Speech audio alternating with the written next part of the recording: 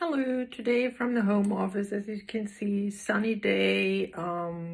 Doing a lot of stuff in my office, but today I'm going to talk about function safety and safety mechanism. So how do we find the appropriate safety mechanism for our system, or in that case, you for your system?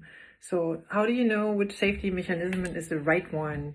And I think I have like 6-7 steps you should do, and at the end I'll give you a short summary. So first, have a system overview, generic hardware, and take diagnostic coverage in part 5 from the ISO 26262. And then you define what is safety mechanism in terms of ISO 26262.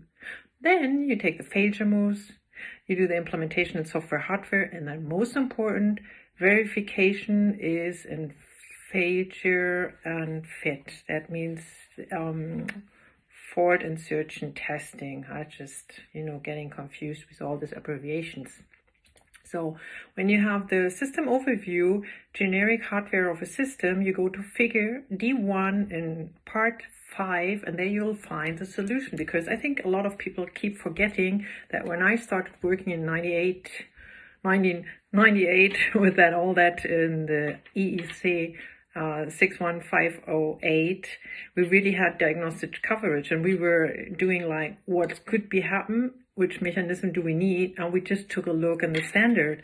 But people today ask, so how do I get to this diagnostic coverage? How do I an evaluation of that one?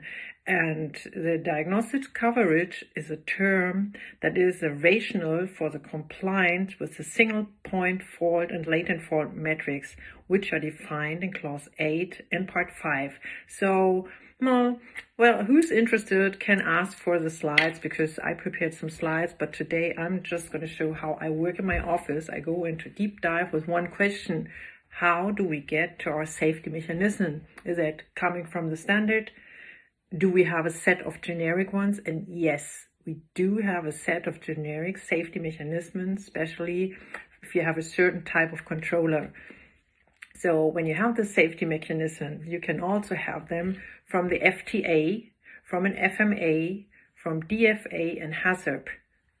FTA, FMEA, HACCP, DFA, these are safety analysis that should be done in the beginning. So I skip the next ones where we go, and let me give you short summary. So how do I get and find or result in the safety mechanism? First, do analysis really early. Do the failure moves and take a look on system level, and go iteratively for each system architecture component, if it's a virtual or logical. So analyze, or have a generic subset, or take both of them, analyze with a generic subset of safety mechanisms. So if you have for a system function combination of system components, you have to create a virtual or logical system architecture, and that's going to another part of the system architecture. So safety mechanism standard would be take an MPU, take an external watchdog, so you can cover, and that's end of my story, cover the failure modes you did detect and you want to avoid. So if you don't reach a diagnostic coverage for your ASIL and for what you want to have, go the whole loop again. And this is for the managers, the effort what the safety managers put into the analysis for at the end reaching an ASIL D. Bye bye.